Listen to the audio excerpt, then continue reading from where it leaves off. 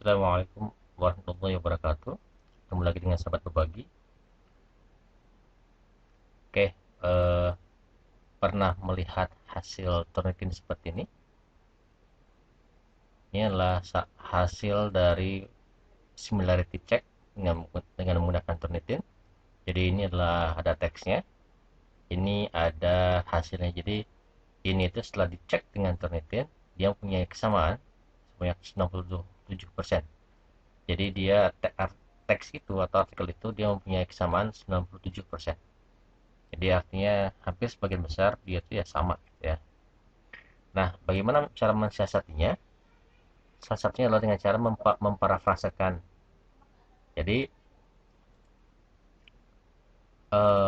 apa sih parafrase atau memparafrasa?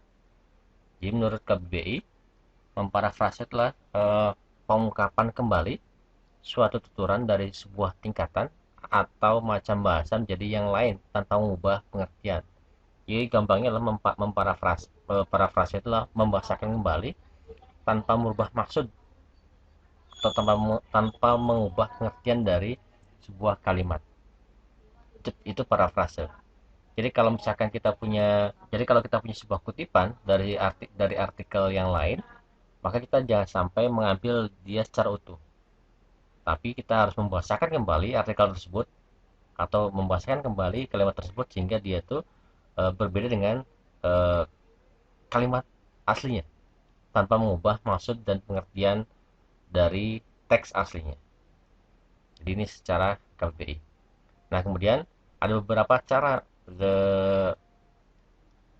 memparafrase. Pertama lah ya, kita harus mengecek satu-satu. Atau yang kedua dengan cara menggunakan tools. Karena uh, kadangkala kalimat yang dihasilkan dari hasil memparafrase dari tools itu adalah kadang-kadang jauh dari apa yang uh, pengertian yang seharusnya. Ya, karena uh, parafrase dengan alat ini ya hanya mengganti beberapa kata dengan kata yang sejenis atau yang sinonim. Kalau kita mengetikkan parafrase di Google, maka akan banyak sekali eh, yang diperoleh. Contoh ini adalah preposeo.com, parafrase online, dan ini dan seterusnya ya. Oke, kita akan coba eh, mengenal cara kerja parafrase online. Kita contoh yang ini ya, parafrase online pro preposeo yang ini. Nah, ini preposeo.com paraphrasing tool. Ini ada dua mode, simple dan advance. Ini bahasanya juga ada beberapa bahasa, English, Belanda, Prancis, Spanyol, Jerman, Turki, dan Indonesia. Kita coba cek yang Indonesia dulu ya. Indonesia. Kemudian kita ambil salah satu contoh tulisan. Misalkan ini saya ambil dari compassionate.com, salah sebuah artikel tentang asal mula matematika dan mengenal lebih jauh tentang matematika. Ya, ini sejarah matematika lah. Oke, kita coba cek uh, sebuah paragraf. Contoh kita ambil paragraf ini, kita kopikan saja, salin, kita kopikan ke sini, kita tempelkan. Jadi kita coba cek bagaimana hasilnya kalau kita memparafraskan dengan tools Prepotio ini.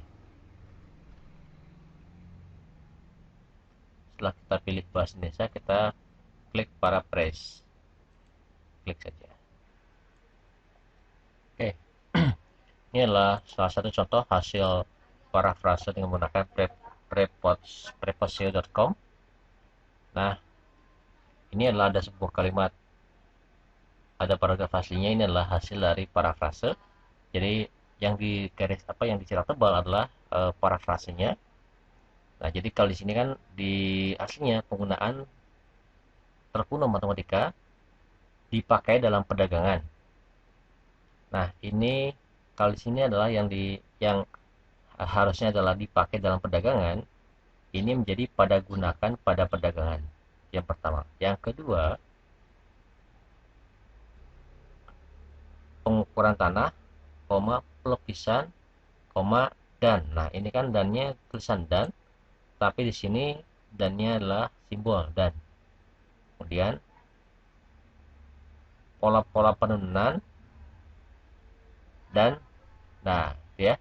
Jadi terlihat bedanya. Dan yang di sini tuh harusnya adalah kata, tapi di sini adalah simbol.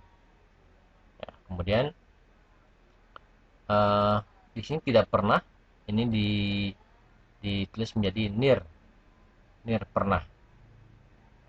Kemudian dimulai dalam zaman Yunani kuno, padahal aslinya adalah dimulai pada zaman Yunani kuno. Jadi harusnya pada, ini adalah dalam.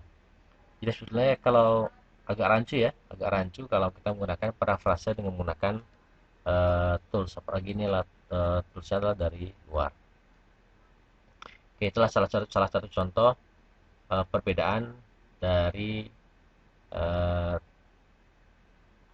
parafrase menggunakan alat. Jadi kalau misalkan kita mau menggunakan tools atau alat, maka harus dicek lagi antara maksud yang eh, diharapkan dari sebuah kalimat asli terhadap hasil dari parafrase kita.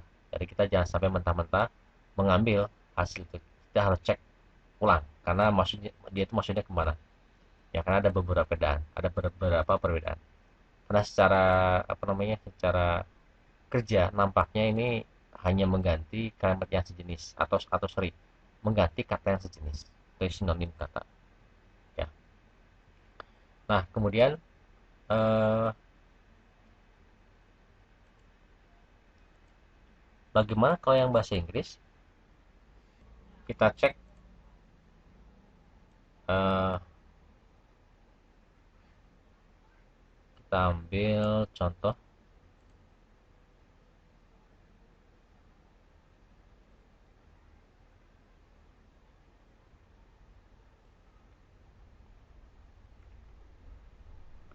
Kita ambil contoh eh,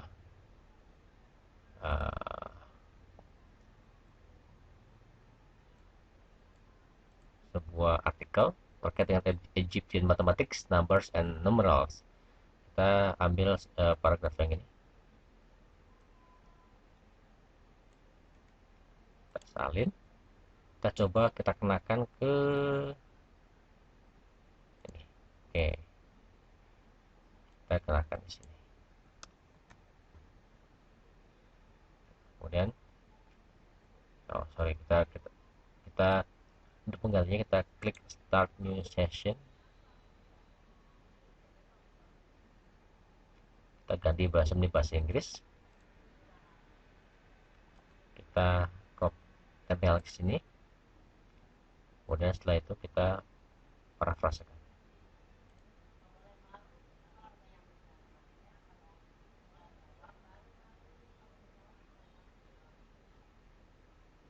Kita proses. Nah, inilah hasilnya. Hasil dari parafrase untuk yang teks bahasa Inggris. Jadi dia sama seperti yang bahasa Indonesia.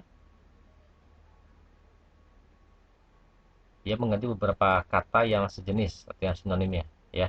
Alongside, kemudian approximately, and the day start, report, styles, stage, each, spiritual, dan seterusnya. Jadi inilah salah satu contoh hasil dari parafrase untuk yang bahasa Inggris. Oke, jadi sekali lagi sebelum ini kita gunakan, kita harus cek ulang apakah hasil yang diperoleh dari parafrase alat parafrase ini sesuai dengan maksud yang kita harapkan. Kalau tidak, ya kita harus cek ulang. Terima kasih. Itu hanya sebuah pengantar dari parafrase. Saya kira banyak sekali hal yang bisa diambil dari contoh ini. Nanti silakan bisa dieksplor lebih lanjut. Terima kasih. Ketemu lagi lain kesempatan. Jangan lupa subscribe, share, and comment. Assalamualaikum warahmatullahi wabarakatuh.